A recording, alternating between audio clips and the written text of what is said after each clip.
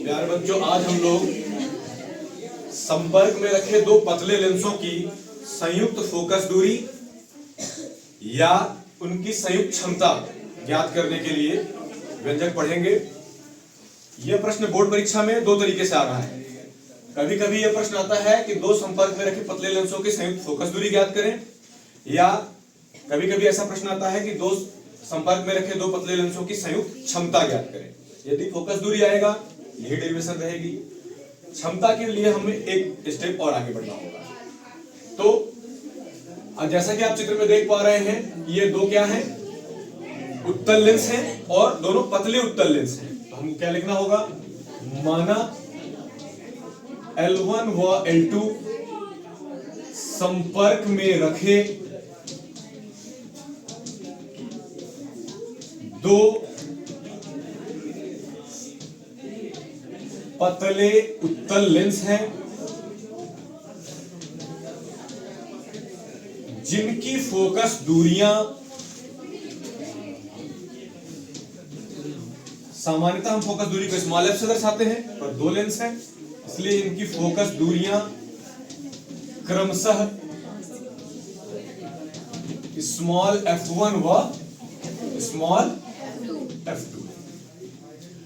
प्रत्येक लेंस के लिए एक मुख्य अक्ष होता है। क्योंकि दोनों संपर्क में रखे हुए लेंस हैं तो इनके लिए एक कॉमन मुख्य अक्ष होगा, उभयनिष्ठ मुख्य अक्ष होगा। इनके मुख्य अक्ष पर रखी बिंदु वस्तु, आप देख पा रहे हैं इनके मुख्य अक्ष पर एक बिंदु वस्तु O रखी हुई है। बिंदु वस्तु O का जब भी कोई वस्तु से कोई प्रकाश किरण लेंस पर चलती है तो लेंस क्या करता है, प्रकाश किरण का अपवर्तन करता है। तो अपवर्तन के पश्चात पहले वाले लेंस से, L1 लेंस से इस वस्तु O का अपवर्तन होता है और अपवर्तन के पश्चात इसका प्रतिबिंब कहां पर प्राप्त होता है, तो इसके मुख्य अक्ष पर रखी बिंदु वस्तु O का लेंस L1 से अपवर्तन के पश्चात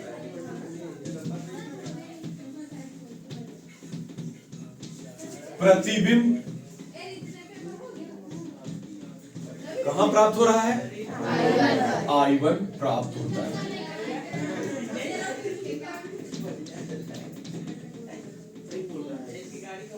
अच्छा, ये जो I1 है वो दूसरे वाले लेंस L2 के लिए किसका कार्य करता है, जिससे पुनः एक बार अपवर्तन होता है, उससे उसका अंतिम प्रतिबिंब कहां प्राप्त होता है, I पर प्राप्त होता है।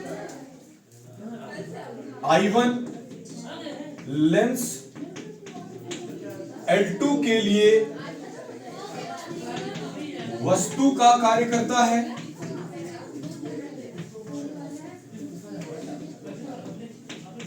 वस्तु का कार्य करता है जिससे अपवर्तन के पश्चात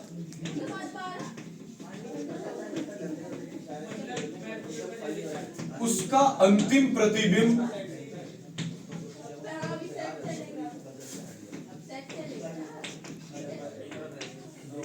कहां प्राप्त होता है, I1 प्राप्त होता है। सॉरी, कहां प्राप्त होता है, I प्राप्त होता है।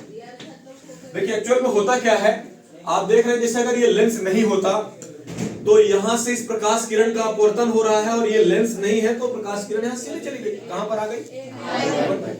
अब अगर ये लेंस है तो प्रकाश का जब एक बार यहां से अपवर्तन हुआ और एक प्रकाश की किरण जब दूसरे लेंस के पास पहुंची तो दूसरा फिर से एक लेंस मिल गया और लेंस क्या करता है, अपवर्तन करता है। तो फिर से उस प्रकाश किरण का एक बार और अपवर्तन कर देता है तो प्रकाश किरण और एक बार ऐसे मुड़ जाती है और फाइनल जो है उसका प्रतिबिंब कहां पर प्राप्त हो जाता है। अब हम लोग जैसे दूरियां माना करते हैं कि लेंस से वस्तु की दूरी को हमेशा हम किससे दर्शाते हैं, u से, और लेंस के दूसरी ओर हमारे पास दो प्रतिबिंब हैं और प्रतिबिंब की दूरी को हमेशा हम v से दर्शाते थे। पर अब दो प्रतिबिंब है तो एक को v1 से और दूसरे को v से। यदि लेंस से वस्तु O की दूरी स्मॉल u, प्रतिबिंब I1 की दूरी V1 और प्रतिबिंब I की दूरी क्या हो, V हो। तो एक बात वैसा ध्यान रखना है, जब अपने को चित्र बनाना है परीक्षा में तो सभी दूरियों को यहां पर दर्शा देना, जैसे हमने दर्शा दिया U, V और तो सबसे पहले वाले लेंस से इस वस्तु का प्रतिबिंब कहां पर प्राप्त हुआ है, तो पहले वाले लेंस से अपवर्तन के लिए हम लेंस के सूत्र का उपयोग करेंगे। तो लेंस L1 से अपवर्तन के लिए लेंस सूत्र से, अच्छा लेंस सूत्र तो हमको पता ही है, जैसा कि हम पहले पढ़ चुके हैं, 1/f = 1/v - 1/u। तो f की बात आएगी तो लेंस L1 का f हमने पहले से लिख रखा है, क्या f1।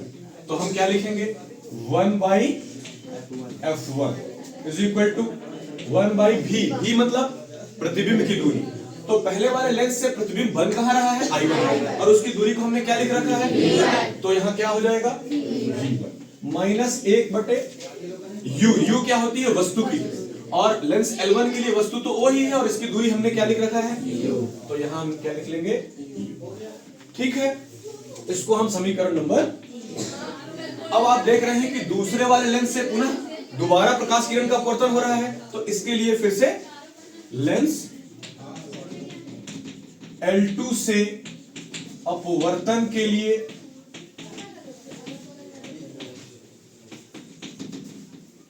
लेंस सूत्र से फिर से वही 1/f, चूंकि दूसरे वाले लेंस के लिए हमने f क्या लिख रखा है, F2, तो हम f की जगह पे क्या लिख लेंगे, यहां से हम दो भाग बना लेंगे ताकि हमारा एक बोर्ड पे ही पूरा कंप्लीट हो जाए, बराबर 1/v। v मतलब प्रतिबिंब की दूरी। दूसरे वाले के लिए प्रतिबिंब कहां पर बन रहा है और उसकी दूरी किससे दर्शा रखा है हमने, तो v लिख दिया, -1/u।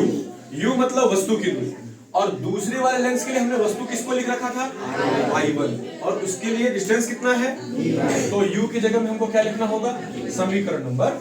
अच्छा प्रश्न था हमारा कि संयुक्त फोकस दूरी या संयुक्त क्षमता, संयुक्त बोले तो दोनों को जोड़ देना होगा, तो हमको क्या करना होगा, समीकरण 1 और 2 को जोड़ देना, समीकरण 1 व 2 को जोड़ने, ठीक।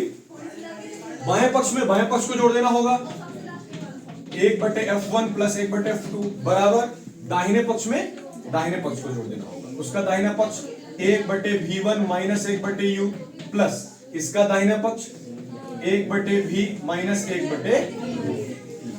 अब देख पा रहे हैं 1/v1 ये प्लस का है और ये 1/v1 माइनस का है, ये दोनों क्या हो जाएंगे, ठीक है।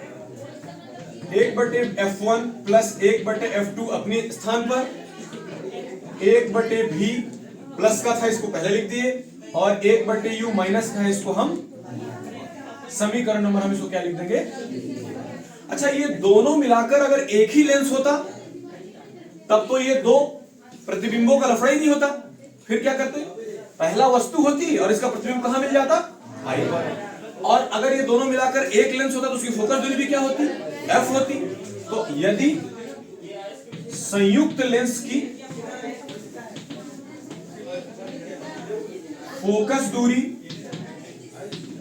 क्या होती, f हो, तो लेंस सूत्र से क्या कहता है लेंस सूत्र, 1/f बराबर 1/v - 1/, समीकरण नंबर। अब आप समीकरण 3 व 4 से बोले तो इनकी तुलना करना है। 3 और 4 को देखिए तो समीकरण 3 की दाहिने पक्ष पे देखिए 1/v - 1/u लिखा है, और 4 के भी दाहिने पक्ष में लिखा है, दोनों का दाहिना पक्ष सेम है, तो बायां पक्ष भी क्या होगा, तो इसका बायां पक्ष 1/f और इसका बायां पक्ष 1/f1 + 1/, आप यहां पर f क्या है, इन दोनों संपर्क में रखे हुए पतले लेंसों की संयुक्त फोकस दूरी है, अब अगर केवल f ज्ञात करना है तो थोड़ी सी आपको आगे बढ़ जाना होगा। कैसे बढ़ जाना होगा? इसको समीकरण नंबर 5 डाल के यहाँ पे छोड़ दीजिए। इन दोनों का लघुत्तम ले लीजिएगा, f1 और f2 का लघुत्तम f1 f2। एलसीएम लेने के बाद ये इस तरफ आ गया और ये आपको चाहिए क्या? f। तो f चाहिए तो इसको क्या करना होगा? व्युत्क्रम करना होगा। तो f ऊपर और एक नीचे, और नीचे में एक नहीं लिखेंगे तब भी चल जाएगा। और इस तरफ से ये भी f1 f2 ऊपर, और f2 प्लस f1 को आप f1 प्लस f2 भी लिख सकते हैं। तो आप f1 प्लस f2, ये जो प्राप्त हुआ है वो क्या मिल गया? संयुक्त फोकस दूरी। पर प्रश्न था संयुक्त क्षमता भी ज्ञात करना है, तो आपको समीकरण नंबर 5 को फिर से देखना होगा। समीकरण 5 आपको पता है जो क्षमता होती है लेंस की वो फोकस दूरी की व्युत्क्रम होती है, अर्थात क्षमता को हम P से दर्शाते हैं तो P बराबर था 1/f। तो यहां आप देखिए 1/f लिखा हुआ है, तो आप क्या लिख देंगे इसकी जगह में? P प्लस बराबर 1/f1। ये पहले वाले लेंस की फोकस दूरी के लिए है, तो पहले वाले लेंस की क्षमता अगर P1 होगी तो 1/f1 बराबर क्या हो जाएगा? Plus 1/f2। ये दूसरे लेंस के लिए है तो उसके लिए दूसरी लेंस की क्षमता क्या हो जाएगी? हम बगल में लिखेंगे भी, चूंकि P बराबर होता है किसके? 1/, तो ये क्या प्राप्त हो गई? जो P प्राप्त हो गई क्या है? संपर्क में रखे दो पतले लेंसों की संयुक्त 2024 में संयुक्त क्षमता आया था। तो उम्मीद है कि इस साल 24 और 2 26 या इस साल या तो क्षमता आ जाए या तो संयुक्त फोकस दूरी आ जाए। ठीक है।